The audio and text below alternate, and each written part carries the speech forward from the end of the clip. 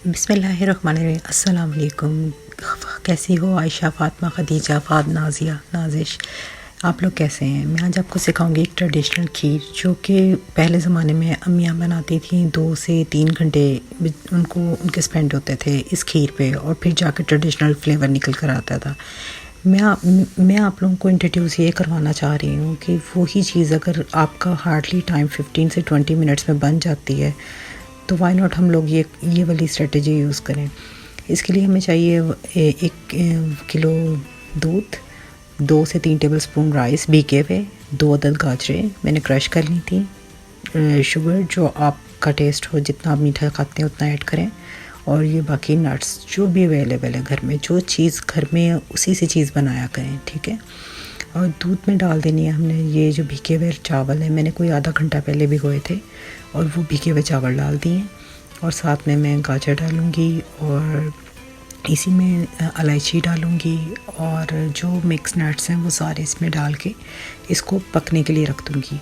पहले आपने तेज़ आंच पे इसको पकाना है, एक बॉयल आ जाएगा, उसके बाद आपने हल्की आंच कर देनी है, और सब चीज़ें इकट्ठी डाल के पकने के लिए इसलिए रखनी है कि ताकि ये जो कोकोनट और ये जो आलमंड्स हैं, इन सब का जो ड्राई फ्रूट्स हैं ना, इनका फ्लेवर जब खीर में पक के आता है ना, वो इन्हेंस कर देती है खीर का, ठीक है। तो जितना ज़्यादा इसके अंदर पकते जाएंगे उतना फ्लेवर अच्छा रिच फ्लेवर होता जाएगा। अच्छा, जब ये खीर पक जाएगी उसके बाद आपने हल्की आंच पे जब पकानी है, आपने चावल चेक कर लेना है कि चावल अच्छे तरीके से गल गया है।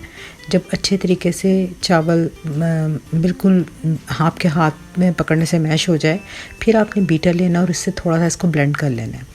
आपने क्रशर नहीं लेना, चॉपर नहीं लेना, नहीं तो आपकी खीर जो है ना वो गाजरें क्रश हो जाएंगी, सारी मैश हो बिल्कुल अंदर जो है ना वो मिक्स हो जाएंगी। इससे क्या होगा, सिर्फ चावल मैश होगा, ठीक है। ये मेरा ख्याल है 10 मिनट में ये वाला प्रोसेस हो जाता है। उसके बाद आपने इसमें चम्मच चलाते रहना है, और जैसे ही आप इसमें देखें कि ठीक है अब ये बिल्कुल रेडी है, तो फिर आपने शुगर डाल देनी है। मैंने थोड़ी सी और बात में ऐड की थी ताकि मुझे ये मीठा कम लग रहा था, ठीक है। आपने लेकिन डाल देनी है, और इसी के साथ ही आपने इसमें किशमिश ऐड कर देनी है जी। ये डल गई किशमिश, ठीक है। और इसको आपने पकने के लिए रख देना है। अब आपने चम्मच नहीं छोड़ना हाथ से, क्योंकि अब जो टाइम है ना ये 5 मिनट तो लेगा ये वाला टाइम, लेकिन इसमें आपने साथ साथ मिक्स करते रहना है ताकि खीर आपकी नीचे ना बिल्कुल लगे, क्योंकि अगर नीचे लगेगी वो बर्न हो जाएगी शुगर की वजह से।